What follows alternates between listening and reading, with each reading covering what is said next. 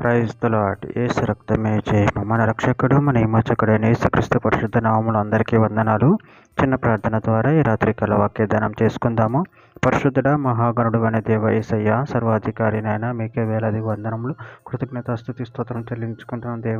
దేవ రాత్రికాల సమయంలో ప్రభు వాక్య భాగం ధ్యానిస్తుండగా వాక్య భాగం అర్థమైనట్లు సహాయం చేసి మీ కృపలో బలపరిచి మీకు మాదిరిగా మమ్మల్ని నడిపించి మీ చిత్తముని మా జీవితంలో జరిగించమని ఈ చిన్న ప్రార్థన యేసుక్రీస్తు పరిశుద్ధ నామములో అడిగి వేడుకుంటున్నాను తండ్రి. Amen amen.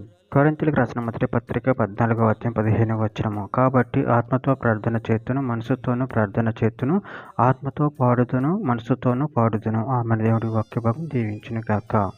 ప్రభునందు ప్రియులారా, ఇక్కడ వాక్య భాగంలో గమనించినట్లయితే, కాబట్టి ఆత్మతో ప్రార్థన చేతును, మనసుతోనూ ప్రార్థన చేతును, ఆత్మతో పాడుదును, మనసుతోనూ పాడుదును.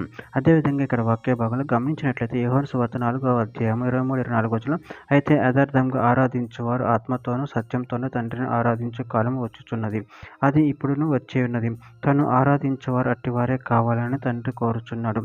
దేవుడు ఆత్మ కనుక ఆయనను ఆరాధించేవారు ఆత్మతోనూ సత్యంతోనూ ఆరాధింపవలెను. ఎఫెసీయులకు రాసిన పత్రిక 6వ అధ్యాయం 18వ వచనం, ఆత్మ వలన ప్రతి సమయమునందును ప్రతి విధమైన ప్రార్థనను విజ్ఞాపనం చేయొచ్చు, ఆ విషయమే సమస్త పరిశుద్ధుల నిమిత్తము పూర్ణమైన పట్టుదలతో విజ్ఞాపన చేయొచ్చు, మెలకువగా ఉండుడి. కొలస్సీయులకు రాసిన పత్రిక 3వ అధ్యాయం 16వ వచనం, సంగీతములతోనూ కీర్తనలతోనూ ఆత్మ సంబంధమైన పద్యములతోనూ ఒకరికొకడు బోధించుచు బుద్ధి చెప్పుచు కృపాసహితంగా మీ హృదయములలో దేవుని గూర్చి గానం చేయొచ్చు, సమస్త విధములైన జ్ఞానంతో క్రీస్తు వాక్యం మీలో సమృద్ధిగా నివసింపనీయుడి. కీర్తన గ్రంథం 47వ అధ్యాయం 7వ వచనం, దేవుడు సర్వభూమికి రాజు అయి ఉన్నాడు, రమ్యముగా కీర్తనలు పాడుడి. కీర్తన గ్రంథం 103వ అధ్యాయం 1వ వచనంలో, నా ప్రాణమా యెహోవాను సన్నుతించుము, నా అంతరంగమునున్న సమస్తము ఆయన పరిశుద్ధ నామమును సన్నుతించుము. రోమీయులకు రాసిన పత్రిక 12వ అధ్యాయం 1వ వచనం, కాబట్టి సహోదరులారా, పరిశుద్ధమును దేవునికి అనుకూలమునైన సజీవ యాగముగా మీ శరీరమును ఆయనకు సమర్పించుకున్నాడని దేవుని వాత్సల్యమును బట్టి మిమ్మల్ని బతిమాలుకొనుచున్నాను, ఇటు సేవ మీకు యుక్తమైనది. చివరిగా ఒక మాట, రోమీయులకు రాసిన పత్రిక 12వ అధ్యాయం 2వ వచనం, మీరు ఈ లోక మర్యాదను అనుసరింపక ఉత్తమమును అనుకూలమును సంపూర్ణమునైన దేవుని చిత్తం మీద పరీక్షించి తెలుసుకున్నట్లు మీ మనసు మారి నూతన మొగటు వలన రూపాంతరము పొందుడి. ఆమె. దేవుడి వాక్య భాగం దీవించిన కాక చిన్న ప్రార్థన చేసుకుందాము.